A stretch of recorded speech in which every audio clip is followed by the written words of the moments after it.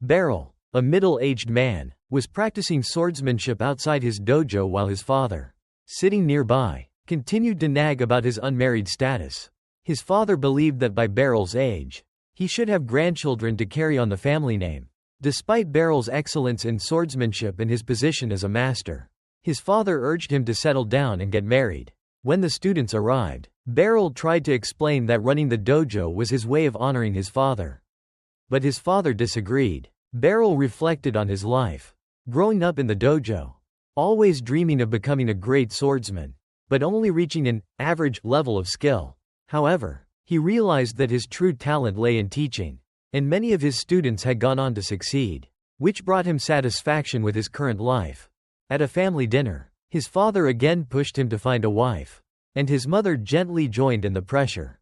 Tired of this, Beryl was suddenly interrupted by a beautiful young woman named Alusha Citrus, who introduced herself and called Beryl master. She brought with her an unexpected offer from the capital. Alusha, now the commander of the royal cavalry, invited Beryl to be a special instructor for the cavalry. She presented him with an official appointment letter sealed with the royal crest. Beryl initially thought it was a joke, but his father was overjoyed and emphasized that refusing the invitation would have serious consequences. Alusha clarified that while refusing a royal order wouldn't result in execution, there would still be significant repercussions. The scene ended with Beryl in an awkward position. The story began with Alusha, a white-haired girl, visiting Beryl, the middle-aged man, to invite him to the capital. Hearing this, Beryl's father jokingly suggested that his son use this opportunity to find a wife in the capital. Pointing to Alusha, Beryl, embarrassed, asked his father not to joke, but Alusha blushed and muttered that she didn't mind the age difference. His father happily announced that Beryl wouldn't need to eat dinner at home anymore. Beryl and Alusha traveled by carriage through the picturesque countryside. Beryl, feeling awkward, struck up a conversation with her about the sword she carried. It was a sword he had once given to his best students, and he thought it wasn't suited for her as a cavalry commander. However, Alusha insisted it was her sword. Beryl thought about how Alusha still regarded him as a great master, despite feeling too old for the role of a special instructor. Alusha, excited, referred to him as the sword master from the remote village, a nickname famous for training many outstanding knights and adventurers. They arrived in the capital city of Baltrain in the evening, and Beryl was overwhelmed by the bustling lights of the city. The next morning, Alusha introduced Beryl to the Liberian cavalry, praising him as their new special instructor. Beryl humbly gave a speech and received applause from the knights. After the ceremony, Alusha explained that Beryl would only need to come a few times each month, so it wouldn't interfere with his duties at the dojo. A young blonde knight, Karuni, a former student of Beryl, eagerly ran to greet him. Beryl was happy to see that she had achieved her dream of becoming a knight. That night, when Beryl returned home, he was delighted to hear that 2 of his students had joined the cavalry. However, upon entering the house, he was surprised to see Randrid, another former student, sitting with his wife and child. Beryl's father, seeing that Randrid had settled down with a family, decided to send Beryl away. He told Beryl to stay in the capital and work as an instructor, not to return until he found a wife and gave his father a grandchild. The scene ended with Beryl in shock. The scene opened at Beryl's dojo, where he met Randrid, an older student. Randrid, now with a wife and child, thanked Beryl for his earlier training, which had helped him succeed in life. Beryl humbly acknowledged that it was Randrid's effort, but Beryl's father revealed that he had arranged for Randrid to take over the dojo while Beryl was away, so Beryl could focus on his new mission. Beryl then went with Alusha, the platinum-haired girl, through the bustling city streets. Alusha admired Beryl and called him master. She invited him to stay at her house, but Beryl declined. Their conversation was interrupted by a voice mocking Alusha for being with Beryl. Beryl realized that his presence could affect Alusha's reputation. Soon after, Lysandra, a red-haired and bold adventurer, appeared. She mocked Alusha and called Beryl master, confusing him. Lysandra was a black-ranked explorer and revealed that Beryl had saved and taught her swordsmanship when she was young. Beryl was delighted to see his former student had grown up. Lysandra and Alusha argued over who would find the best inn for Beryl. Both cared for him, which led to jealousy and competition. Eventually, they found an inn for Beryl. Beryl looked out the window, feeling grateful for having such caring former students.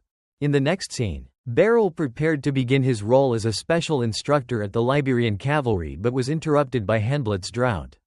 A young knight, Handblitz demanded that Beryl prove his strength through a duel.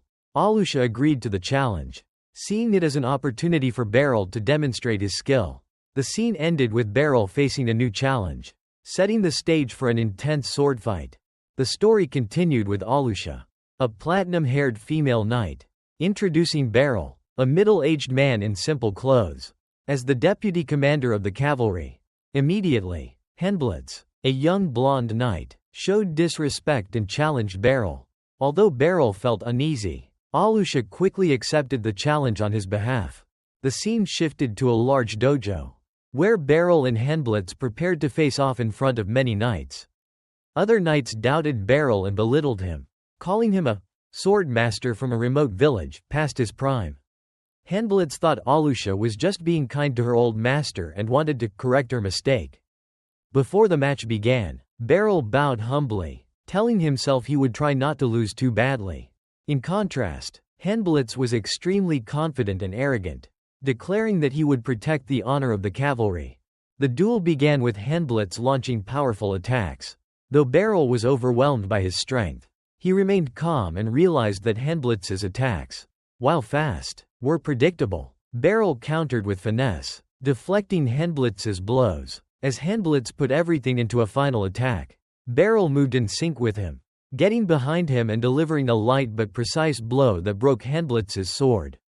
Handblitz stood in shock at his defeat and immediately expressed admiration for Beryl's technique. He asked to learn from him. The scene shifted to a tavern where everyone was celebrating. Alusha, slightly drunk, scolded Handblitz for doubting her master. Handblitz, now a fan, continued to ask Beryl about his winning technique. Beryl explained that he simply moved with Handblitz's rhythm and won because his opponent was too rigid. The final scene took place at a dojo in Beryl's hometown at night. Randrid, an older man, spoke to a young man, expressing joy that Beryl finally had the chance to show his talents to the world. He believed this was the moment he had been waiting for, and the rest was entirely up to Beryl. The story begins with a group of male students practicing swordsmanship in a large training hall. They hold their swords in a crossed position, facing each other. When Beryl, an older man, enters and interrupts the session, he gives advice about maintaining distance, in sword fighting, explaining that even a half-step can decide the outcome of a battle. The students listen attentively. As the bell rings to signal the end of the session, the students bow to Beryl and disperse. After the lesson, Beryl sits and chats with Handblitz, a blonde-haired student, who thanks him for the valuable lessons. Beryl reflects on how the reason everyone listens to him is because of his first duel with Handblitz, a match that had left him feeling tense. Then, Lucy, a girl in armor, runs up and invites Beryl to tour the capital in the afternoon. Beryl agrees, feeling content after a week of being a coach and gradually adjusting to his new environment. The title screen appears. Episode 2. The country boy impressed by the sorceress. The scene shifts to a conference room where Alusha, a white-haired woman in armor, is reporting to officials about the special instructor, Beryl. She asserts that Beryl has exceeded expectations.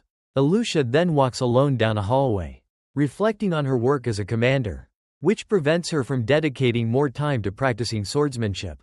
She looks out the window and recalls the past, remembering Beryl's dojo and why she couldn't leave him behind. The flashback begins with a young Alusha arriving at Beryl's dojo with her parents. Her parents wanted her to learn self-defense because the area they lived in was unsafe. Alusha meets Beryl for the first time, shy at first but smiling when he greets her warmly. The scene shows Alusha's training under Beryl's guidance.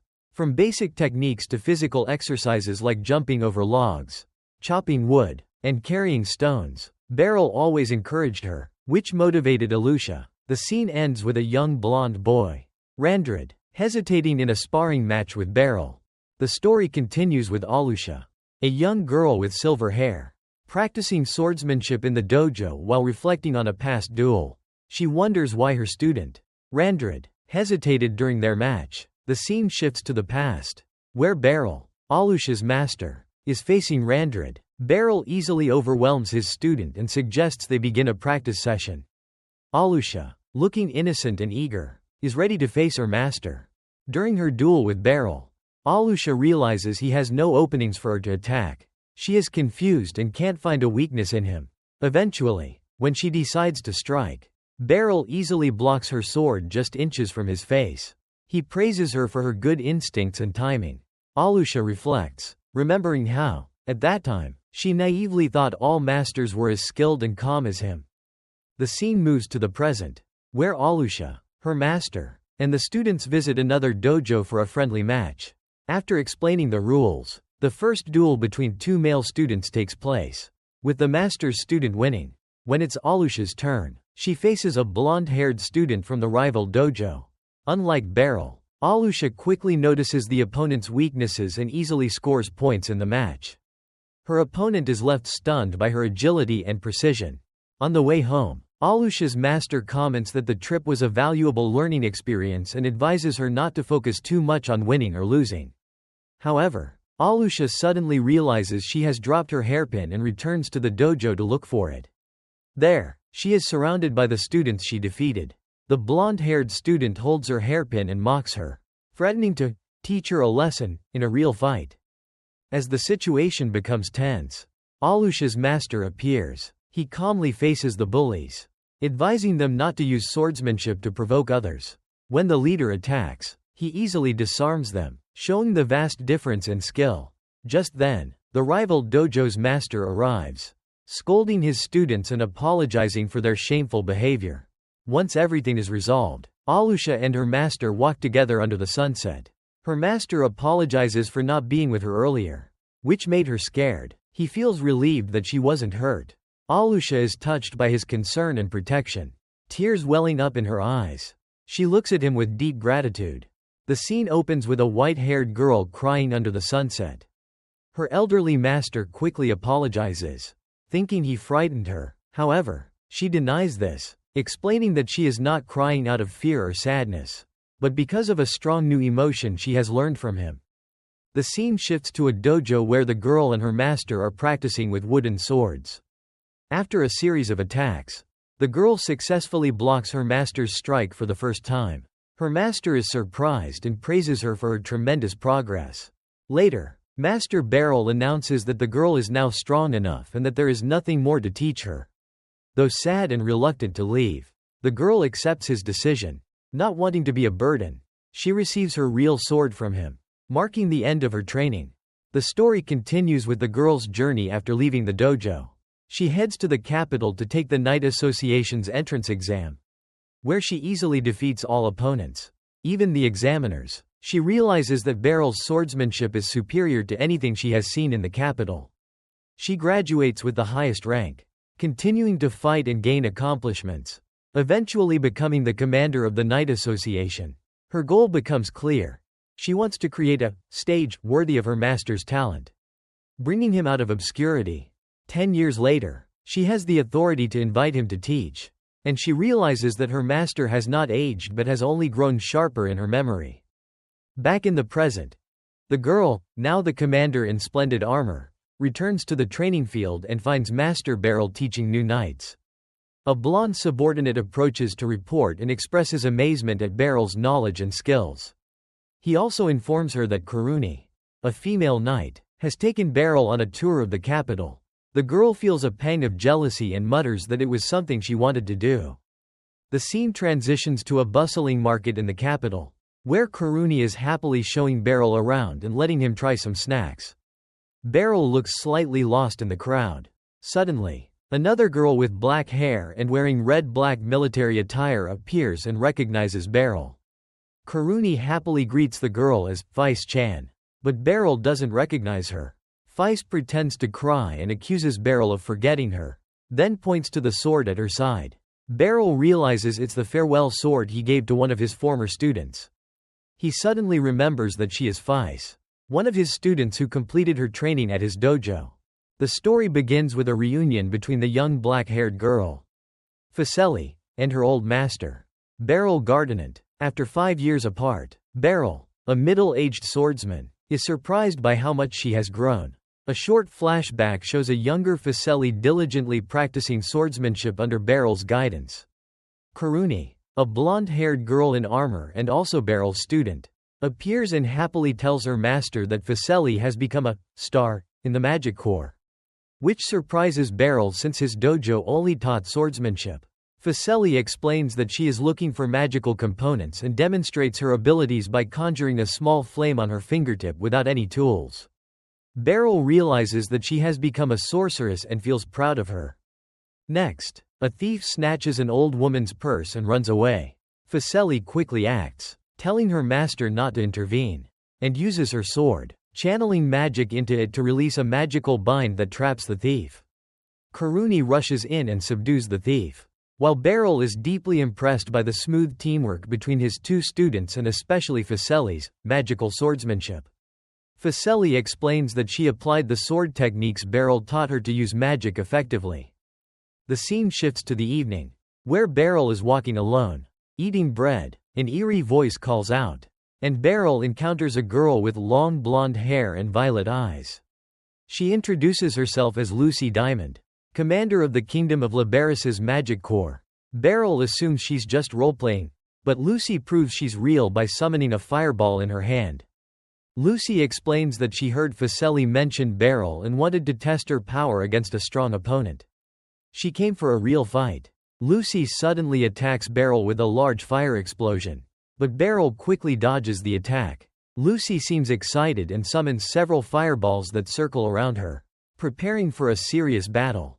Realizing the situation is no joke, Beryl draws his sword and assumes a combat stance. The scene ends with the two of them facing off in an abandoned arena. In a Roman stone arena, a young blonde girl with purple eyes challenges a middle-aged man with brown hair. Confident, she wants to test herself against a strong opponent. The man draws his sword and prepares, but humbly admits that he is not as strong as she thinks. The girl doesn't believe him, summoning fireballs and launching a massive one toward him, forcing him to defend himself. The battle continues as the man dodges the fireball, but the girl doesn't stop attacking, releasing a barrage of fireballs that keep him on the move. She switches to ice magic, creating large ice blocks to attack. He uses his sword to break them and attempts to get closer to her. However, the girl has prepared a firewall to keep him at a distance, continuing to attack with fireballs. Noticing the difficulty of combining swordsmanship with magic, the man keeps dodging and finding ways to avoid her attacks. He charges toward her, but the girl switches to lightning magic, sending electric bolts that paralyze him and make him fall to the ground. Feeling he has lost the ability to resist, the girl prepares to use her ultimate technique, creating a massive dark energy ball. Just as she is about to unleash the final blow, the girl suddenly stops, yawns, and declares that the fight is over because she got bored with her opponent being unable to react. The man breathes a sigh of relief and asks if the attack would have hit him. The girl calmly replies that he would have been turned into minced meat. However, she adjusted it to be only a rough grind, and ultimately praises his strength. A middle-aged man with some white hair converses with a young blonde girl. The girl is initially confused but then laughs and apologizes.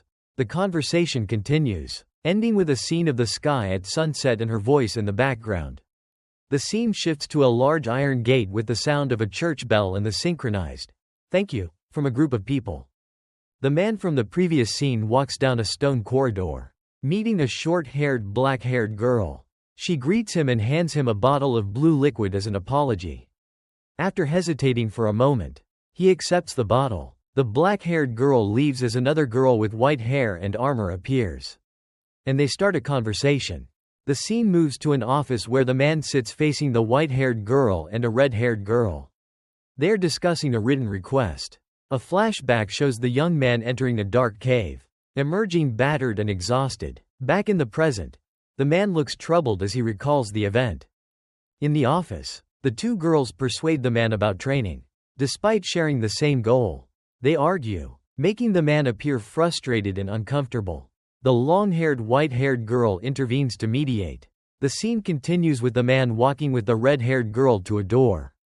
They enter a luxurious room, where the blonde-haired girl from the beginning of the film is drinking tea. An older man with white hair introduces himself as Nidus, the head of the Adventurers Guild, shaking hands with the man and discussing the request, which the blonde-haired girl supports. Megan, a one-eyed man, is introduced. He points out that the protagonist has no experience as an adventurer, which presents an opportunity for him. However, the other girls quickly suggest a one-on-one duel to prove his skills, leaving him no choice but to agree. The scene ends with him reluctantly accepting. The story begins with a middle-aged man, the teacher, feeling anxious as he prepares to face a young female warrior. Lysandra, she, a black-ranked adventurer, is confident and determined. The crowd murmurs about how a strong warrior like Lysandra is challenging someone who seems ordinary. The duel isn't hostile but an opportunity for Lysandra to demonstrate her growth and gratitude toward the teacher who taught her. The scene shifts to the past, when Lysandra was a little girl named Serena. She and her family were attacked by a massive monster, losing her family and falling into a river. This tragic event shaped her past, explaining her words about her first encounter with the teacher in The Depths of Despair. In the next flashback, the young man finds Serena, injured and unconscious by the river. He quickly saves her and takes her home to care for her. Serena, scared and panicked, cries as she recalls the horrifying memories of her family. The man and his family look at her with sympathy and decide to take her in. Serena gradually recovers and curiously watches the teacher practicing swordsmanship. After he invites her to try, Serena begins to train. Under his guidance, she becomes determined and regains her smile, making progress in learning swordsmanship. She also experiences a warm environment, having dinner with the teacher's family and training with other children. Sometime later, Serena is adopted by a wealthy family and must leave the teacher's home. The farewell is emotional as the young girl cries but thanks the teacher for everything he did for her. The teacher feels proud and is happy for her future. Back in the present, Lysandra is now a strong gold-ranked adventurer. She and her companion are stopped by a group of bandits, but Lysandra doesn't hesitate to fight, taking down all the bandits in an instant. Her maturity is a clear testament to the teacher's efforts and teachings. The final duel in the arena isn't just a physical battle but a symbol of Lysandra's growth. The teacher realizes that no matter how far she has come, she is still his student. This duel is her way of showing gratitude and growth, and the teacher accepts the challenge with the utmost respect. The battle ends with an emotional moment as the teacher feels proud of his student. The story starts with an intense sword fight between a red-haired girl with horns, Serena, and a brown-haired man named Beryl Gardinant in a brick arena. Serena demonstrates superior speed and skill, continuously attacking, forcing her opponent to struggle. Meanwhile, from a balcony, a blonde girl, an old man, and another man watch the match. Although initially overwhelmed, Beryl remains calm, recognizing Serena's incredible speed and finding her weakness. He delivers a decisive counterattack, disarming her and defeating the girl, ending the match. After the duel, both sides show respect for each other. The crowd cheers and applauds. Beryl praises Serena's skills and points out that her weakness is her offhand. The observers from the balcony come down, and the old man expresses admiration, assigning Beryl the task of training the new recruits, a duty he cannot refuse. The scene shifts to a cave where Beryl and Serena lead 3 new recruits. The recruits are tense as they face a group of small goblins. However, they coordinate and easily defeat them, making Beryl pleased and thinking that he won't need to intervene. As the group prepares to leave the cave, one of the recruits is suddenly attacked and killed by a massive creature. Zeno Grable, a high-ranking griffin. Beryl and Serena quickly draw their swords, preparing to face the dangerous enemy. The scene ends with the main characters setting up camp under a starry night sky. Finally, a short teaser for the next episode is shown, where Beryl enjoys some tea and reveals the title for the next episode: The Country Boy Who Soars with a Monster. A massive red griffin-like creature, Zeno Grable, suddenly appears before 2 adventurers, a man and the red-haired girl, Serena. They quickly realize that the presence of this monster is the reason why other monsters have vanished from the area. The man grows worried, facing such a powerful creature.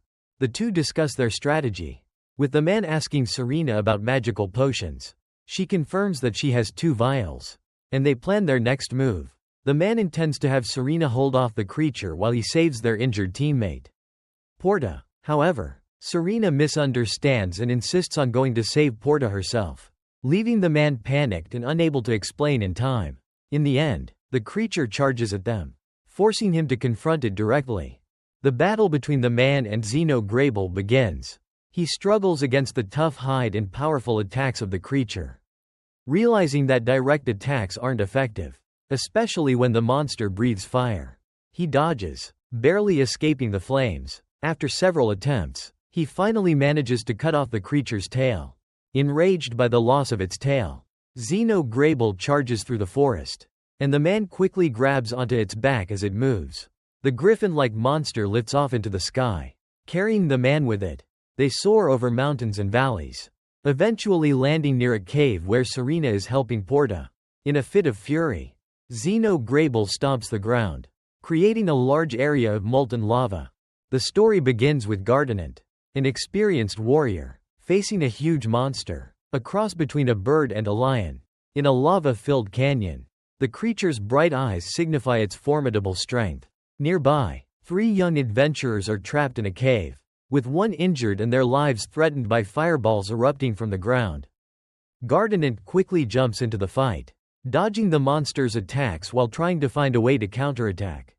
He strikes its eyes, but while effective, it's not enough to kill the monster immediately. His sword breaks and gets stuck, causing him trouble. Just as things seem bleak, Lysandra, a red-haired girl with fiery wings, descends from above, diving into the battle and finishing off the monster decisively. Lysandra, Gardinant's student, demonstrates her strength and their close bond. After the victory, the 3 young adventurers run out of the cave, confirming that they are safe. Gardinant and Lysandra report the mission to the Adventurers Guild. The guild leader and other members are amazed that they defeated a named monster, a rare and powerful creature, while protecting the 3 new recruits. Despite being a veteran adventurer with a black rank, Gardinant refuses to return to being an adventurer, explaining that he retired and only took part for his students' sake. Outside the guild, Lysandra bows to apologize to Gardinant for pushing him into a dangerous mission. Gardinant praises her for making the right decision and saving everyone. This moment highlights Lysandra's growth from the young girl Gardinant taught into a powerful warrior. Their master-student relationship is filled with deep care and affection. Lysandra is moved by her master's praise, and they share a quiet, heartfelt moment. The story begins with a medieval European-style town, featuring red-tiled roofs and cobbled streets.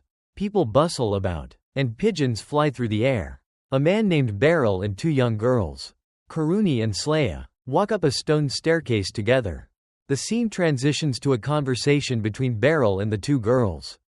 Beryl thanks Karuni for guiding him to the blacksmith's shop, where his sword needs sharpening. Karuni happily agrees and mentions that she's going there as well. The 3 arrive at the shop, where a muscular blacksmith named Balder greets them with surprise upon recognizing Beryl as Master Beryl. Balder is a former student of Beryl, and Beryl explains to Sleia that Balder was one of his students when he taught swordsmanship. A flashback reveals Beryl teaching many students, including Balder and Karuni when they were younger. Despite being older than Beryl, Balder joined the dojo to understand the feeling of a sword user so that he could craft better swords. Back in the present, Beryl congratulates Balder for opening his dream blacksmith shop. Karuni asks Balder to sharpen her short sword, but Balder finds it badly damaged and advises her to buy a new one. Karuni is shocked that the sword is no longer usable. Beryl realizes the short sword isn't suitable for her because she doesn't feel the weight of it properly. Balder explains that if she doesn't feel the weight of her weapon, she won't be able to wield it effectively. Beryl suggests that Karuni try a Zweihander, a 2-handed greatsword, as she has impressive strength despite her small frame. Karuni tries it and finds it fits well, deciding to buy it and happily straps it to her back. Beryl begins searching for a sword for himself, and Sleia suggests that he should have a custom forged one. Just then, a red-haired woman named Serena enters. The relationship between Serena and Sleia becomes tense as they exchange words. Beryl asks Serena what she needs, and Serena pulls out a massive monster's leg, with red scales and sharp claws. She asks Balder to forge a long sword from this material. Surprising everyone, Balder realizes this material is from a Xeno-Grable, a powerful monster. Serena explains that she wants to forge the sword for Beryl to make amends. But Beryl refuses, stating that Serena is the one who killed the monster. Sleia also emphasizes that the Night Order is responsible for providing Beryl's sword. The argument continues as Serena insists on giving the sword to Beryl. The story begins with Serena, the red-haired girl, bringing a giant monster's leg to the blacksmith to make up for the broken sword. Though Beryl, her teacher, tries to refuse responsibility, Serena insists on making amends by offering the precious material. The blacksmith, Balder, is thrilled when he realizes the material comes from a famous monster and imagines creating an impressive sword. However, Beryl requests that only a regular sword be made. Balder agrees and asks for a week to finish the work. The scene shifts to a swordsmanship training session at the dojo, where Beryl starts teaching Karuni how to use the Zweihander. He explains the characteristics of the sword, emphasizing the centrifugal force needed when swinging and how to control it with the Rikaso. Karuni initially struggles but gradually regains her feel for the weapon as she executes accurate swings. Beryl praises her progress. Next, we see Beryl relaxing at a tavern after training. He enjoys a drink and reflects on his work and his beloved students. Later, as he leaves the tavern and heads home, a thief approaches to pickpocket him. Beryl quickly catches the thief, but the thief turns out to be a young child with magical abilities. The scene describes the confrontation in a dark alley. Beryl is unexpectedly attacked by a small explosion created by the child, followed by a fire magic attack that knocks him to the ground. The child, named Mui, escapes. Mui returns to a hideout of a thief gang, where she is scolded for bringing back a small amount of loot. A long-haired man, the leader of the gang, defends Mui and looks at her with a menacing gaze. The scene shifts back to Beryl, who stands up, picks up a ring that Mui dropped, and looks at it. He mutters that he really doesn't like fire, hinting at a troubling past related to fire.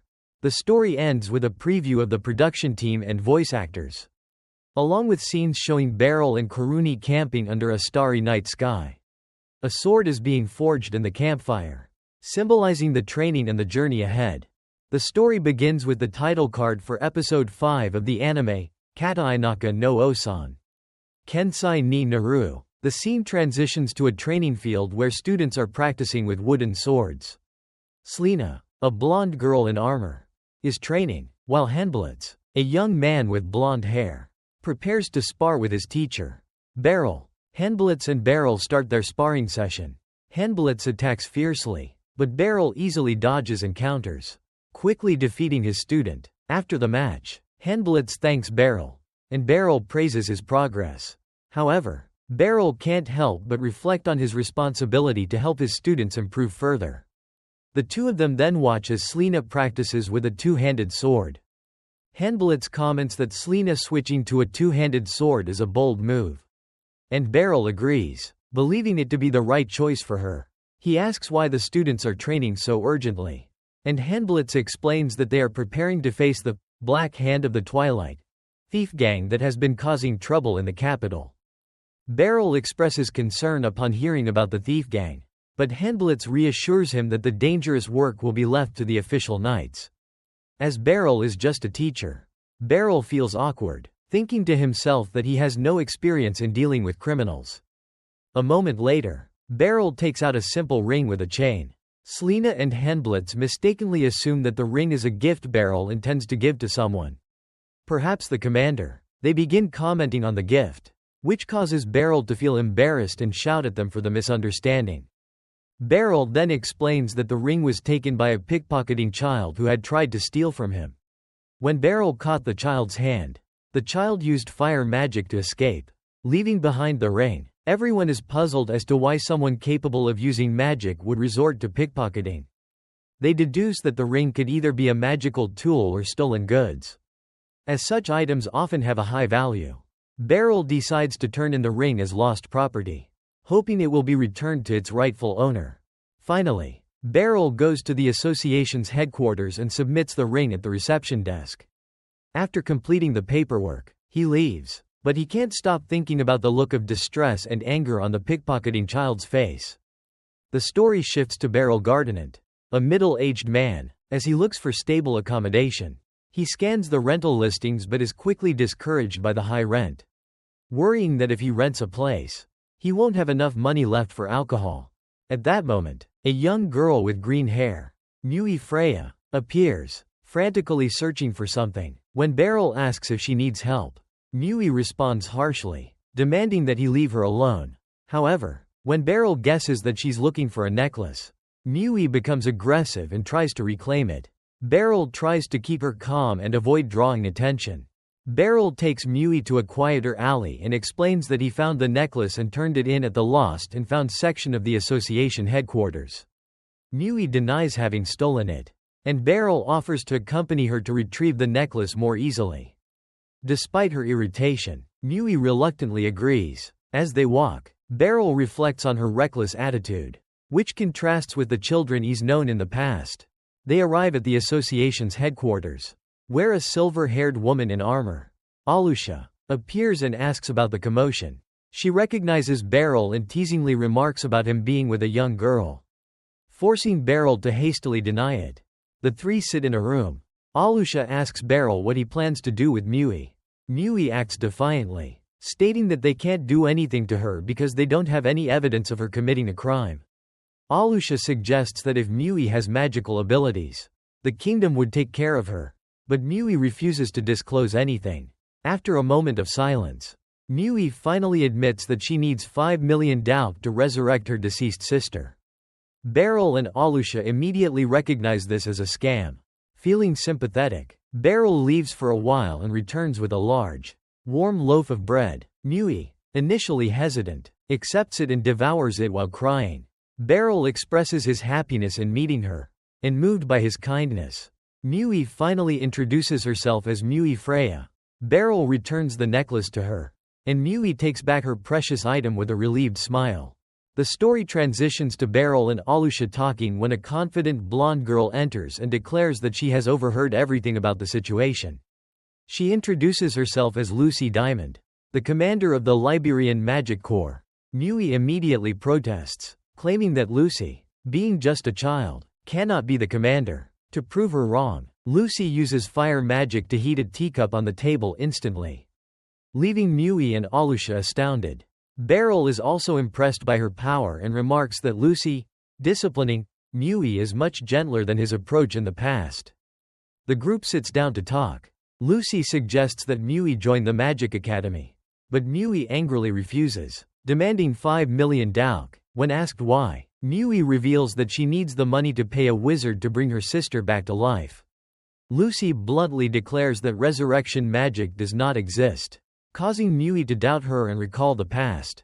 Mui remembers an enigmatic figure in a cloak, Twilight, who performed a ritual to make her sister's body move briefly, promising to keep the body from decaying if Mui continued to pay him. Lucy calls it a pitiful scam, and Beryl comments that people only believe what they want to, especially those lacking experience like Mui. Lucy proposes a bet. She will confront Twilight, and if she is wrong and resurrection magic is real, she will pay Mui the 5 million dauk. But if she's right, Mui must accept the fact that her sister's soul was violated. Mui, cornered, finally reveals the mysterious figure's name as Twilight, shocking Beryl and Alusha. The group decides to go to Twilight's hideout immediately. On the way, Mui reveals that she grew up in the Southeast District, a place with poor security. They arrive at a large building, and Beryl is surprised to find it so close to the main road. Lucy explains that the best hiding spot is right in front of everyone's eyes. Upon arrival, Mui points out a hidden entrance at the back, but Lucy doesn't want to waste time and uses magic to smash through the wooden door. The group enters and confronts a group of thugs. Twilight's henchmen. One thug approaches and tries to touch Lucy, but she coldly warns him, sending him crashing into the wall with just a single punch. Her strength intimidates the others. Lucy then heads down to the basement, leaving the task of handling the thugs to Beryl. In the basement, they find Twilight, a large man in a cloak, sitting among coffins. Lucy approaches and asks directly, "You're Twilight, aren't you?" The scene ends with a tense confrontation between the two. The story opens with a tense confrontation in a dark crypt, where the sorceress Lucy faces off against Twilight, a long-haired, muscular man behind the resurrection scam. Lucy quickly exposes his lies, realizing that Twilight only uses magical accessories, masugu, to perform necromancy with the coffins. While Twilight uses ice magic, Lucy easily counters with a fireball, showing the vast difference in their powers. Ultimately, Lucy overwhelms Twilight with a powerful shadow magic attack, defeating him. The scene shifts to another room, where Beryl, a skilled warrior, is engaged in close combat and effortlessly takes down Twilight's henchman. Mui, the green-haired girl, watches and admires Beryl. This scene highlights Beryl's combat abilities and the protection he provides for Mui, tying the group's story together. After Twilight is defeated, the group interrogates him and uncovers the painful truth: resurrection magic does not exist. Mui, who has been deceived, falls into despair upon realizing that her sister will never return. She goes to where her sister's body was kept, but all that remains is a ring, which deepens her hopelessness. Beryl, feeling compassionate, goes to comfort Mui as she sits in despair.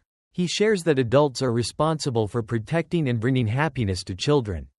But Mui, bitterly, believes all adults have exploited her. However, when Beryl simply responds that he hated the last thug because his face really bothered me, Mui smiles, sensing the sincerity in his words, and a connection begins to form between them.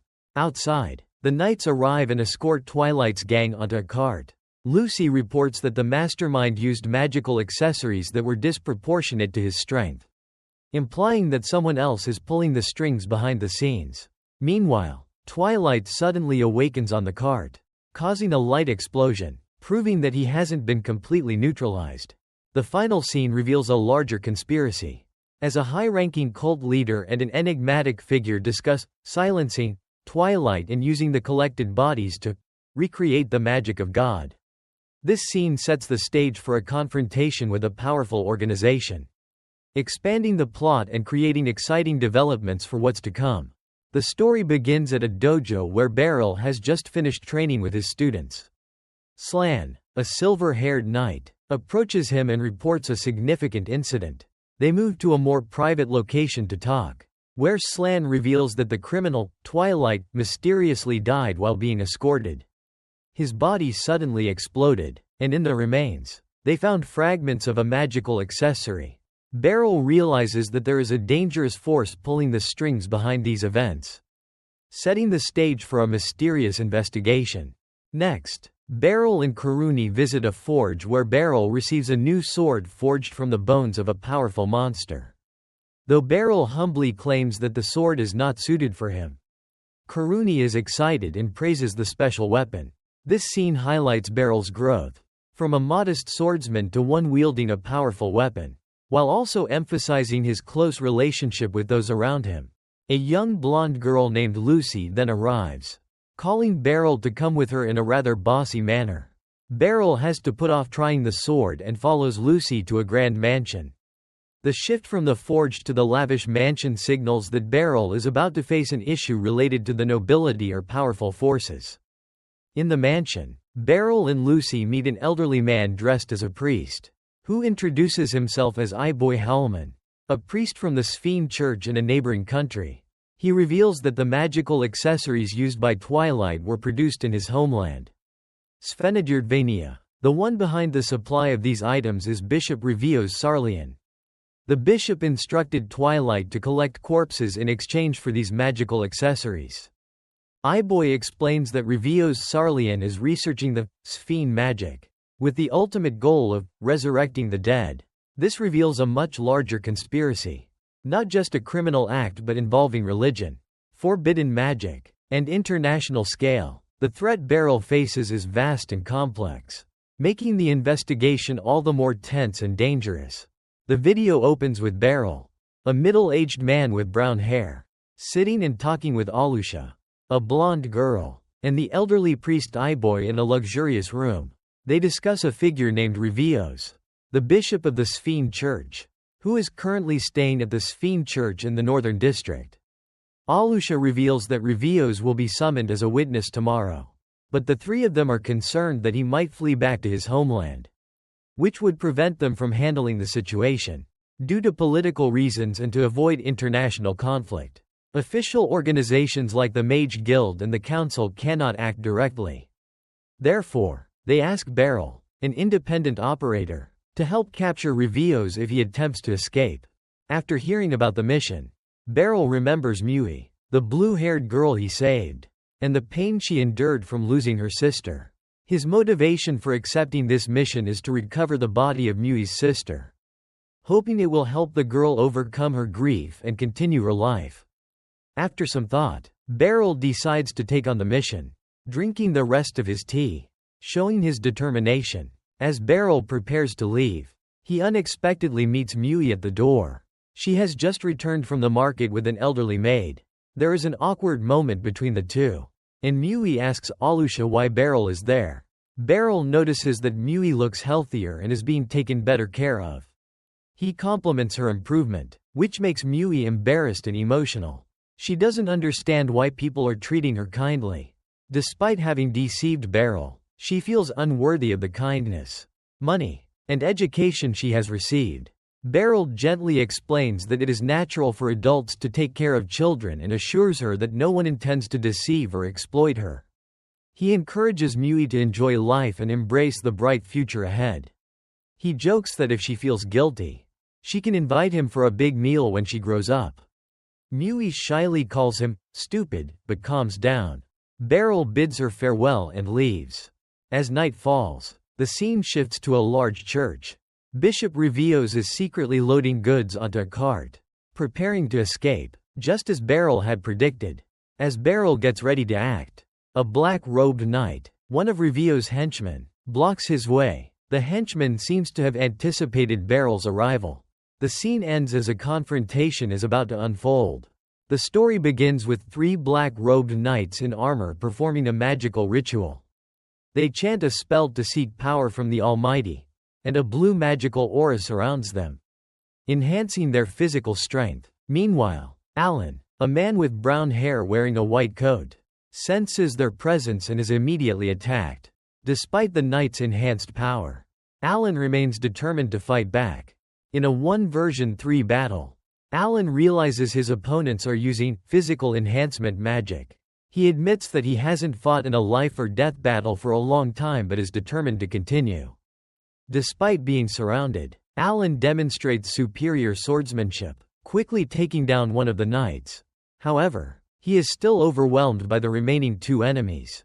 When Alan is struggling, a magical explosion creates smoke, and two young girls, Feceli and Karuni, appear to assist him. Feceli uses magic to push one knight back, while Karuni faces off with the other. Alan realizes that his opponent's magic has a time limit, so he decides to leave the fight to his students and rushes to the church. At the church, Alan discovers Spur and a priest performing a dark ritual, resurrecting the dead from coffins. The reanimated corpses rise and become soulless creatures. Among them is a blue-haired girl who holds special significance to Alan. Seeing this scene, Alan is deeply pained and realizes that this is not magic, but dark sorcery. Surrounded by the undead, Alan decides to end the girl's suffering himself. He holds her in his arms, apologizes to her, and stabs her with his sword. She turns into particles of blue light, releasing her from her half-dead existence. After the girl vanishes, a stream of light from her enters Alan, and the ring she wore falls into his hand, containing a crystallized tear. Seeing this, Spur, the mastermind, becomes furious and calls upon the power of the Almighty. He transforms, encased in a mighty suit of armor, with a crazed and evil expression on his face. The final battle between Alan and Spur begins. Spur, now with the power of magic, becomes extremely strong and confidently believes no one can defeat him. He charges at Alan with speed and strength far beyond previous opponents. Alan realizes that Spur is stronger than any foe he has ever faced. And despite his injuries, he remains determined to fight in order to stop him and protect the lives of the innocent. The battle between them continues, both sides fighting to the very end. The story then shifts to a tense sword fight between Red, the main character, and Spur, the villain in black armor. Spur, wielding dark power and surrounded by a purple-blue aura, attacks recklessly, although Red is overwhelmed and feels that he cannot withstand all of Spur's attacks.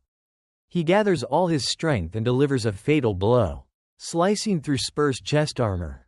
This scene highlights the ferocity of the battle, with Spur showing fanatical devotion, and Red holding firm in his resolve, despite his injuries, demonstrating his experience and strength.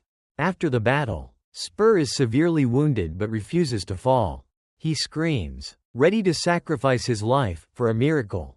His body begins to self-destruct, blood pouring from his wounds and his eyes. Before dying, he declares that Red will never understand his reasons. This moment is tragic, showing Spur's extreme faith and the stark contrast in ideals between him and Red. Red is left confused and unable to comprehend Spur's brutal sacrifice. The next scene shifts outdoors, where Red reunites with his two companions, Karuni and Fuseli. They interrogate a tied-up bishop, who explains that Spur was a follower of the Sphene cult, believing that they must sacrifice everything to save the kingdom of Svenigerdvania from destruction. This reveals that Spur was not just a common criminal but part of an extremist sect, posing a significant threat to Red and his companions. The next scene brings a sudden change of atmosphere. Red is led to a quaint house, a gift from his sister, Ruti, for having lived too long in inns. This is not just a material reward but a symbol of the peaceful life Red desires after the bloody battles. Finally, Red is given a new responsibility when Ruti asks him to become the guardian of Mui, the blue-haired girl who is cleaning in the house. Mui has decided to enroll in school but needs a guardian, and Red accepts this responsibility. The scene ends with a touching moment when Mui, after some hesitation, asks if she can stay in a room of the house. Red, surprised but moved, smiles happily, showing that he has found new joy and purpose in caring for a small family. The story begins with Beryl, a middle-aged man, proudly showing off his new house. The house features beautiful architecture, a small garden, running water, and a wooden bathtub. Beryl is preparing breakfast, cutting carrots while reflecting on his new comfortable life, which still feels unfamiliar to him. A young girl with green hair, named Mui, enters the dining room. Beryl greets her and invites her to join breakfast. Their conversation feels awkward, with Beryl trying to make small talk about the food. But Mui responds briefly and seems distant. When Beryl offers to help with laundry, she declines and says she'll do it herself. Finally, she asks if she can use the bathroom, leaving Beryl flustered as he reassures her that she doesn't need to be so formal since this is also her home. Beryl and Mui then take a walk through the market. Beryl buys Mui a skewer of grilled meat, claiming that it's popular with young girls. Mui tries it and compliments it, making Beryl happy that his Operation Walk, Eat, and Get Acquainted is off to a good start. They continue their walk to the Grand Theater, where Beryl, who has never seen a real play, invites Mui to watch one. After the show, they leave as the evening sets in. Beryl is quite impressed, and Mui admits the play was surprisingly interesting. Beryl is pleased that they now have a shared topic to talk about. Later, Beryl accompanies Mui to the Magic Academy. Although Mui insists he doesn't need to come, Beryl goes as her guardian and out of curiosity. At the gates, they meet a brown-haired woman, who introduces herself as Canara Fine, a teacher at the academy. Beryl introduces himself and Mui, and Canara gladly offers to show them around, to which Beryl agrees comfortably. The story picks up with Beryl, a middle-aged man, and Mui, the green-haired girl, meeting a woman named Canara at the academy. Beryl explains that they are feeling overwhelmed and don't know where to go. Canara smiles, reassures them, and leads them into a large building. They walk down a long hallway inside the academy, where Beryl is impressed by the glass windows and acknowledges that this is a top-tier educational institution. Canara asks who referred them, And Beryl answers that it was Commander Diamond of the Magic Corps, the Academy's principal. When they reach Canara's office, two female students greet her with a bow and call her Miss Canara, showing that politeness is part of the Academy's curriculum. Beryl worries whether Mui will be able to fit in at this environment. Canara announces that, thanks to a letter of recommendation from the principal, Mui will be exempted from the competency test. When asked about her magic specialization, Mui admits that she can only create fire, and Canara suggests that offensive magic might suit her. She explains the 5 main types of magic: offensive, defensive, healing, enhancement, and life, noting that fire belongs to offensive magic. Canara continues by showing them around the dormitory. Mui is amazed at the cleanliness and spaciousness of areas like the hall, dining room, Roman-style public baths, and fully equipped bedrooms. After the tour, Beryl is concerned that Mui might have difficulty fitting in at the dormitory and thinks about whether it's the right decision to have her stay there. Beryl and Mui then go to lunch at a sausage shop, but the place is packed with people. Serena, a red-haired girl, recognizes Beryl and invites them to sit at her table. Beryl thanks Serena for crafting a new sword for him. Serena is surprised to learn that Beryl is Mui's legal guardian and that they are living together. She calms down, and when the food arrives, Beryl invites Mui to eat. Serena explains that there have been many monster hunts near the capital lately because a delegation from Svenigerdvania is coming for a visit. This is an annual event where the guild is asked to ensure the safety of the delegation. Beryl is surprised to learn that adventurers also have ties to the country's issues. After the meal, Beryl tells Mui to go home first because he needs to stop by the guild's headquarters. He also informs Serena that Mui will be attending the Magic Academy. The story continues with Beryl, the middle-aged man, telling Serena, the red-haired girl, that Mui, the green-haired girl, will be attending the Magic Academy. Beryl asks Serena to encourage Mui, but instead of encouraging her, Serena warns Mui about the fierce competition at the academy, which makes Mui feel frightened and leaves Beryl feeling awkward. Serena explains that, as Mui's legal guardian, Beryl cannot allow her to fail miserably.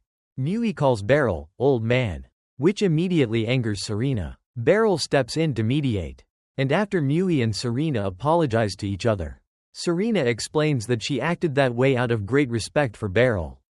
Both seem to understand each other better, and Beryl feels pleased to see Mui becoming more open. The scene shifts to Beryl talking with Slasher, a white-haired girl, and Vice, a blonde girl in armor. Beryl is unsure whether to have Mui stay at the dormitory or continue living with him. Slasher is shocked to hear that Beryl lives with a young girl, and Beryl explains that he is Mui's legal guardian.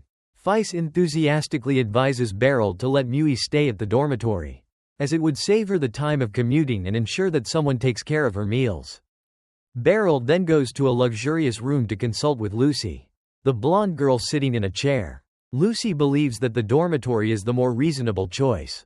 Another girl with black hair enters to report, and Lucy reveals that she is planning to have this girl become a teacher at the academy. Beryl walks alone and reflects on his role as a guardian. He wants to be a good father figure for Mui but is conflicted about his decision.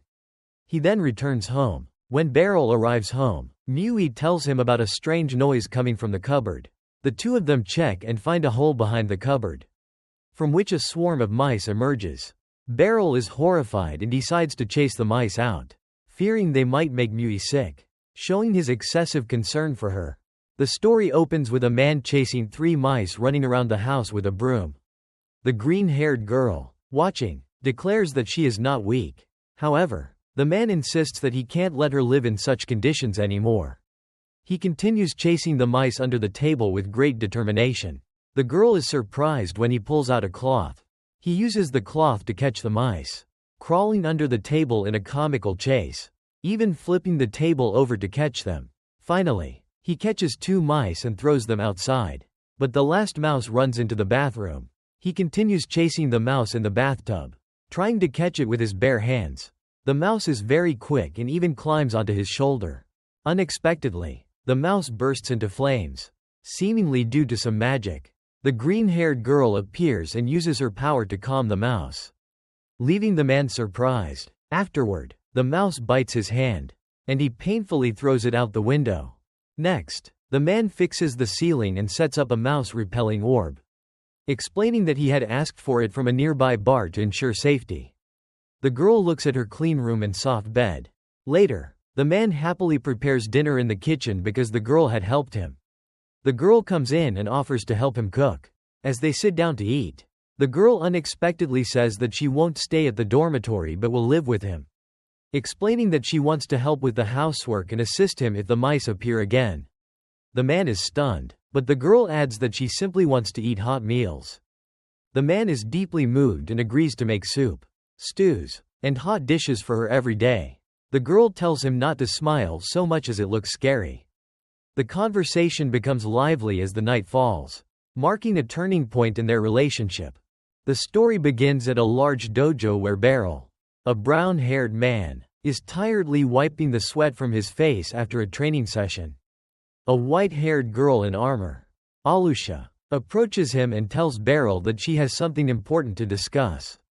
The atmosphere becomes tense as she looks at him seriously, and the people around them also seem concerned. After creating a dramatic pause, Alusha unexpectedly suggests that they go shopping for some new clothes for Beryl. Both Beryl and the others around him are taken aback and stunned by her suggestion, creating a humorous moment, followed by the sound of a church bell signaling the end of the amusing introduction. The scene shifts back to the dojo, where Beryl, Alusha, and two of his students, Karuni and Black, are sitting and talking. Alusha announces that a delegation from Svenigerdvania will soon be visiting. She seems jealous and irritated upon learning that someone else had already discussed this with Beryl before her. The conversation continues as they discuss how the knights will be tasked with protecting important figures during the visit. Alusha explains that Beryl is a special guide appointed by the royal family and will need to meet the royals, so he must have suitable clothing. Initially, Beryl plans to buy clothes on his own, but Alusha firmly opposes. She explains that Beryl is unfamiliar with the shops in the capital and suggests that she will take him to a reputable tailor. Eventually, Beryl reluctantly agrees to let her take care of everything. Alusha is pleased when he agrees. After Alusha leaves, Beryl feels slightly embarrassed by how thoroughly she's taking care of him. His two students begin to gossip about Alusha's enthusiastic attitude, wondering if she is acting this way simply because Beryl is her teacher or if there's another reason. The final scene shifts to Beryl's house, where a purple-haired girl informs him that a package has arrived for him. When Beryl opens the drawer, inside is a white dress with pleats and a letter. He looks at the item with a confused expression, unable to understand why he's received this. The story continues with Beryl, an older man, and Mui, the green-haired girl, as Beryl receives a gift package containing clothes and a letter from Ibroy, an acquaintance. When Beryl shows Mui the dresses, she expresses her dislike, thinking they are too fancy and not suited for her. Beryl gently tells her to pick the outfit she likes, and they later go out for dinner. This scene highlights the fatherly, guardian relationship between Beryl and Mui, with Beryl being very caring and gentle, while Mui is rough and tomboyish, disinterested in feminine things. During dinner, Beryl mentions that he has an important task ahead, protecting a high-profile person, and will need to buy formal clothes. He tells Mui that he plans to go shopping with Alusha, the silver-haired girl from the guild, tomorrow afternoon. Beryl invites Mui to come along, but she firmly refuses. Beryl is confused and inwardly wonders why girls at her age are so hard to understand. Mui's reaction suggests that she feels jealous or uncomfortable when Beryl mentions Alusha, implying that Mui cares deeply for Beryl and doesn't want to share him with another woman, which creates a humorous situation since Beryl doesn't realize it. Later, Beryl waits outside the guild headquarters for Alusha. She appears in casual clothing, a white shirt and blue skirt, instead of her usual knight armor, which surprises Beryl, who compliments her. Alusha, a bit embarrassed, explains that wearing armor to go shopping would be a bit strange. This is a sign that Alusha may have feelings for Beryl, as she wants to make a good impression on their outing together. The two are being followed by Celestine and Percival, other members of the guild. who are curious about the date between Alusha and Beryl. Celestine eagerly speculates where they might go, while Percival feels awkward and admits he's curious. Beryl and Alusha arrive at an upscale clothing store, where Beryl feels out of place. Alusha picks a flamboyant outfit for him, but Beryl is horrified and decides to choose a simpler, more practical outfit. Although Alusha thinks his choice is a bit dull, she respects his decision. After shopping, Alusha suggests they go for lunch. They go to an elegant restaurant, and while Beryl feels overwhelmed, he appreciates that Alusha chose the place. Alusha is overjoyed inside, seeing this as a real date.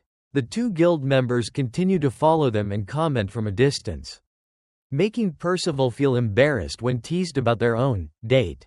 The scene ends as evening approaches, and Beryl and Alusha leave the restaurant. Beryl feels guilty for taking Alusha to so many places but ultimately choosing the outfit he had intended to buy from the beginning. Alusha replies that it's okay as long as he likes it. The final scene reinforces Alusha's thoughtful care for Beryl, as she puts his satisfaction above her own preferences. The story begins with Beryl, an older man, and Alusha, the silver-haired girl, walking together on a cobblestone street at sunset. Beryl comments on the clothes they selected from the first store, and Alusha smiles, reassuring him that as long as Beryl likes them, that's what matters. The scene shifts to a brief flashback, where Beryl comforts a younger Alusha, who is crying in fear. He apologizes for not being there for her from the start and tries to cheer her up by suggesting they go for a meal. This act of kindness shows Beryl's deep care for Alusha.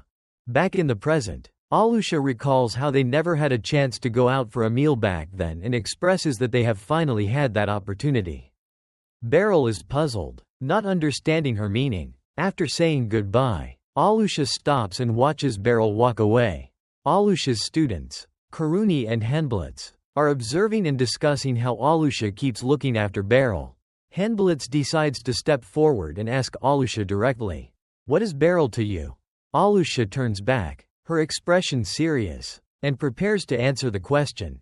The next morning, at the knight's training ground, Karuni apologizes to Henblitz for running away the night before and admits she was shocked by his boldness. Alusha unexpectedly appears in full combat armor, surprising both of her students. She announces that she will commandeer the training ground to have a one-on-one duel with Beryl, which shocks her students even more. Alusha explains that this will serve as proof of Beryl's strength before introducing him to the royals. And if she wins, she will confess her feelings to him. Karuni realizes Alusha's intention and becomes worried about her confessing to Beryl. When Beryl arrives, he is surprised to see Alusha on the training ground at this hour. She formally challenges him to a duel, and Beryl agrees. The battle begins, and Alusha charges at him with incredible speed. Beryl manages to block her attacks but is pushed back, feeling the immense power behind her strikes. Through his inner thoughts, Beryl admits that her attacks are so fast he can't even see them clearly. Realizing that Alusha is serious, the duel promises to be fierce. The story continues with Beryl and Alusha facing off in an intense fight. Beryl, on the defensive, realizes that Alusha is using all of her strength. She strikes quickly, without any warning before each move, which makes Beryl understand that Alusha doesn't see this as a mere training match. Although he is being overwhelmed, Beryl acknowledges that Alusha is serious and has reached an extremely high level of skill. As the fight progresses, an observer, seemingly a mentor, notices that Alusha's attacks have no clear indications beforehand, showing her refined swordsmanship. Beryl, feeling like he can't just keep defending, decides to switch to offense, showing his combat experience and ability to adapt in battle. The fight continues with increasing tension, and Beryl begins to realize that while he can't defeat Alusha in a fair duel, he can create opportunities using his experience and tricks. Beryl executes a surprise move, throwing his sword beneath Alusha's feet, defeating her in an unexpected action. After winning, Beryl gently teaches Alusha an important lesson. Her swordsmanship is too clean and conventional, whereas real combat might require unorthodox tactics. After the match, Lucy asks Alusha if she would have confessed to Beryl if she had won. Alusha denies it, explaining that she simply wanted Beryl to buy her a new outfit as a sign of respect and affection for him. The final scene shows Beryl and Mui, the green-haired girl, having dinner together. Beryl explains the student-teacher relationship between him and Alusha, clarifying that the duel wasn't a love bet, but an important lesson. The story ends with the misunderstanding being cleared up and the relationships between the characters being clarified.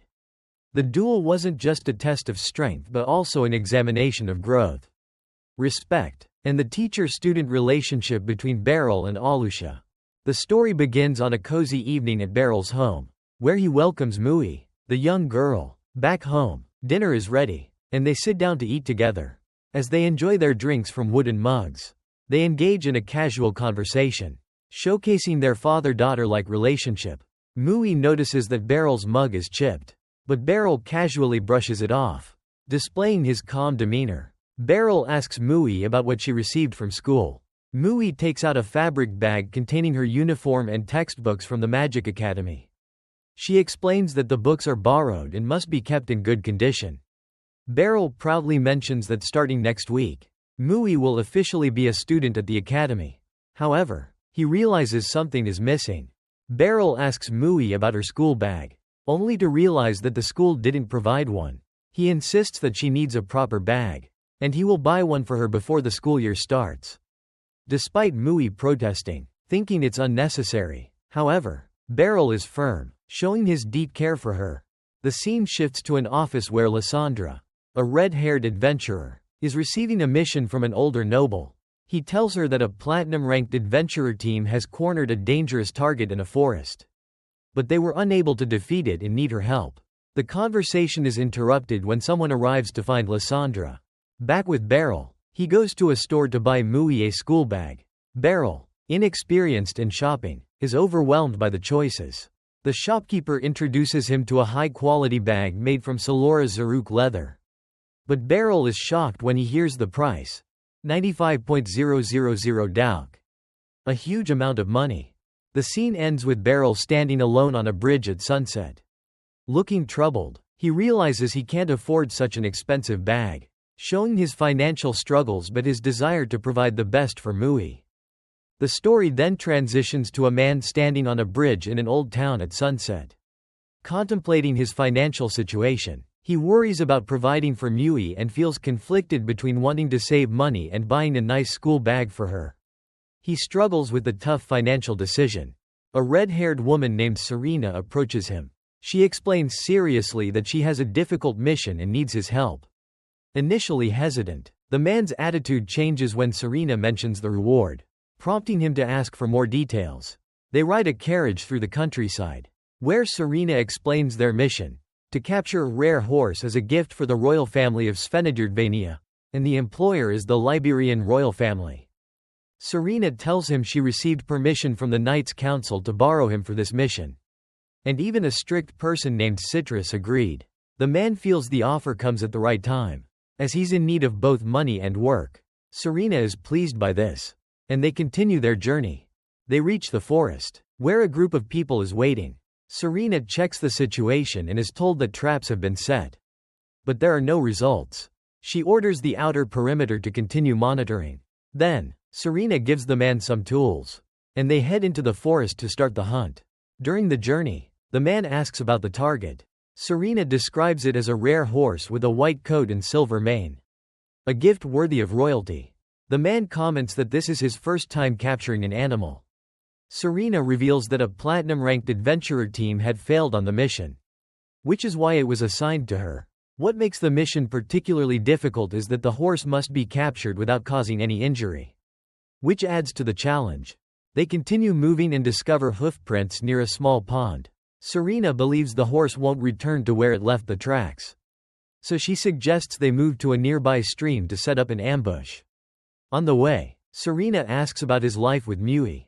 He shares that things have gotten better, but it's still challenging to take care of a girl at that age.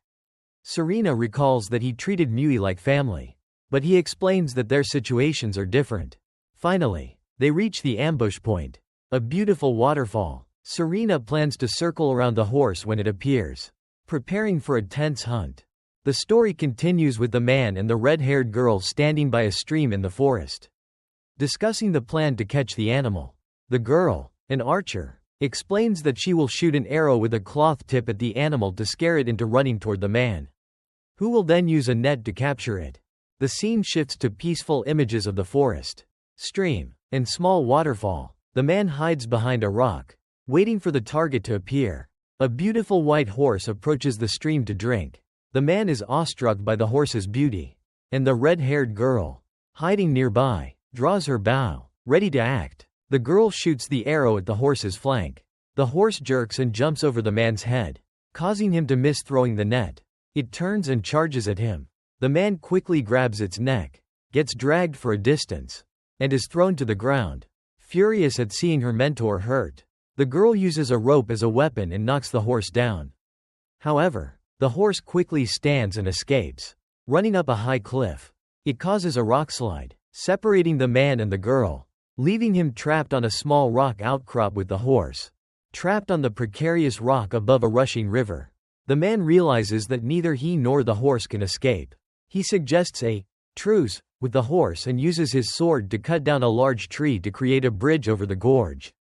They cautiously cross the wooden bridge. When the man slips, the horse cleverly grabs his cloak with its mouth and pulls him back, forming a connection between them. Soon after, the red-haired girl arrives. Out of breath, the man jokes that she ran slower than the horse and humorously mentions that the plan worked. The girl complains about her mentor's joke. The scene ends with a wide shot of the forest and the majestic mountain landscape. The story then shifts to a grand mountainous scene in a town at sunset. Beryl Gardinant and his student, Srena, are bidding farewell to the members of the Adventurers Guild. An elderly man thanks Beryl for helping them complete a royal request, which was important for the guild's reputation. Srena hands Beryl a reward pouch, and after the members leave, she shares that she was once jealous of Mui but now wants to support her because of Mui's honest and caring nature. Srena cryptically mentions that something good might be waiting for Beryl at home. Beryl returns home and finds a new school bag on the table, which he had bought for Mui. Mui is surprised and happy to receive the gift. She tries on the bag, and it fits perfectly. Mui also gives Beryl a gift, a ceramic mug. She explains that she worked washing dishes to earn money for the mug, hoping Beryl could use it to reduce fatigue while she's at school. Beryl is deeply touched by her thoughtfulness and cannot hold back tears. The next morning, Mui, wearing her new uniform and carrying the new bag, stands with Beryl at the carriage station. This is her first day at the Magic Academy. Beryl sees her off and waves goodbye. Later, Beryl visits the Knights' headquarters and observes the Knights training. A young female knight, Alusha, remarks that Beryl looks happy today. Beryl admits that this is a memorable day.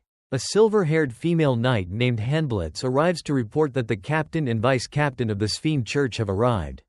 Beryl becomes cautious as he recalls the incident with Bishop Revios and decides to attend the reception.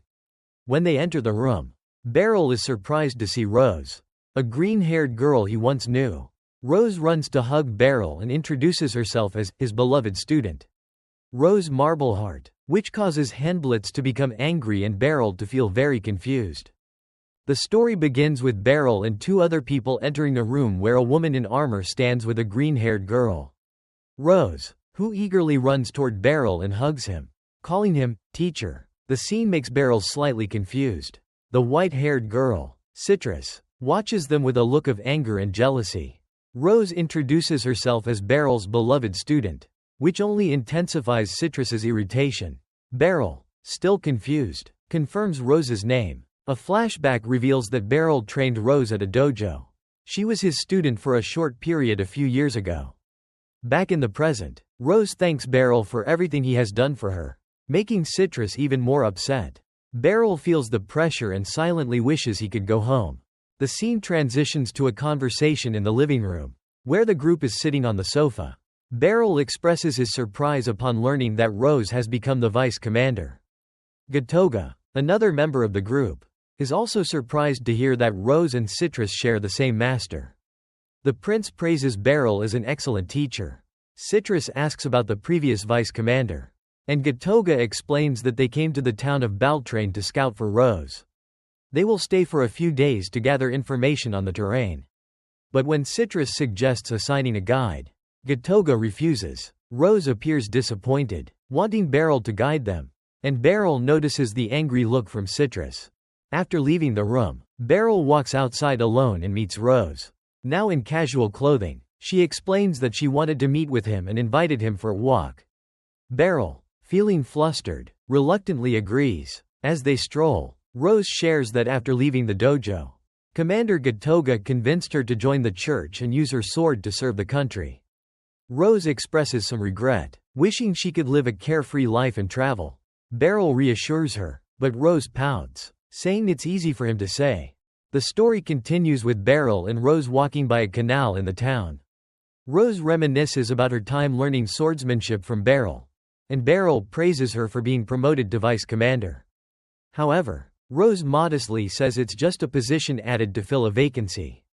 Seeing some children playing, Rose happily asks if she moved here to live, would Beryl accept her into his home, which makes Beryl feel flustered. The scene shifts to a bustling market where Rose asks about a man named Mordia and expresses a desire to meet another person named Freen. She compliments the town's beauty and jokingly says it makes her want to move here. Beryl reminds her of her role. A flashback occurs, where Beryl recalls Rose's special ability to win people's hearts, especially with children. He thinks Rose would get along well with Mui, the girl he's taking care of. Eventually, Rose says her goodbyes and leaves, making Beryl happy to have had a conversation after such a long time. Later, Beryl leaves the store with a formal outfit he bought for an upcoming event. Feeling uncomfortable in the attire and realizing how expensive it was. Returning home, Beryl is greeted by Mui, who is surprised to see him in formal clothes. However, she's not very impressed, leaving Beryl slightly disappointed. After changing back into his regular clothes, Mui compliments how his old clothes suit him better. During dinner, Beryl asks Mui about her school. Mui complains about having to go to the library and the difficulty of reading magic books. Beryl realizes she is struggling with reading and writing and promises to teach her at home. Mui shyly thanks him. The story ends with a formal ceremony, where the white-haired woman announces the visit of the first prince and the task of protecting the third princess. Beryl, in his formal attire, feels anxious but ultimately accepts his fate and looks up at the sky. Beryl, Alusha, Henblitz, and Rose bow to Princess Salacia, who warmly welcomes them. Beryl introduces himself as a special instructor. Shortly after, Prince Glenn arrives with his entourage, exchanging friendly words and flirting with the princess. Beryl feels uncomfortable as he realizes he's being used as bait, while his knights are distracted. The group splits into two. Prince Glenn and Princess Salacia take a separate carriage, while Beryl reluctantly boards the other one. Rose teases Beryl, but he urges her to focus on the mission. Both carriages leave the castle and head through the town. Suddenly, the prince and princess's carriage stops in front of a shop because they want to buy a hair accessory. The prince and princess enter the jewelry shop, causing a crowd to gather outside to catch a glimpse of the royal family. The prince's bodyguards warn him not to act impulsively. Beryl stands guard and notices something unusual about the crowd. After the prince and princess have their meal, Beryl expresses his concerns to Alusha and Henblitz about a suspicious look he saw at the shop. Alusha is surprised, as there was no prior warning about any specific threats. They decide to increase security. In the town square, as the prince and princess wave to the crowd, several assassins dressed in black suddenly appear from various directions. Some charge from the crowd, while others use smoke and ropes to descend from the buildings. The bodyguards realize it's a trap, with the real targets being the prince and princess, while Beryl is just bait. All the bodyguards, including Beryl, draw their weapons, ready to fight. A middle-aged man, seemingly a butler or commander, orders two girls, one with white hair and one with green hair, to go upstairs. Soon after, the captain of the Knights team realizes they've been lured into a trap. The attackers, dressed in black cloaks, start descending from the rooftops, and the white-haired girl orders the Knights to take the two people inside the theater. A battle erupts as smoke bombs are thrown, obscuring the vision. The butler fights one of the attackers, showing great skill but is injured by a poisoned dagger and warns the others. Other knights, including the captain, the white-haired girl, the green-haired girl, and a blonde-haired man, also join the fight. The white-haired and green-haired girls decide to capture the attackers for interrogation, while the blonde knight seems affected by the attacks. Despite being injured, the butler continues to fight fiercely, taking down the opponent using both his sword and bare hands, visibly angry at the attacker's tactics. A new enemy, armed with a stiletto dagger, approaches, and the battle becomes more intense. The white-haired girl displays her skilled swordsmanship, dodging and counter-attacking, ultimately defeating and restraining one of the enemies. The captain of the knight's team arrives and easily overwhelms another attacker but is ambushed and injured. The remaining attackers are also taken down by the knights. However, something strange happens. The attackers, after being defeated, vanish or commit suicide. The butler notices that the green-haired girl's fighting style has changed, becoming more aggressive. The blonde knight examines one of the captured attackers and discovers that he had bitten something in his mouth to commit suicide. Avoiding interrogation, the remaining attackers did the same. All the captured attackers are dead. The group looks at each other in shock and helplessness.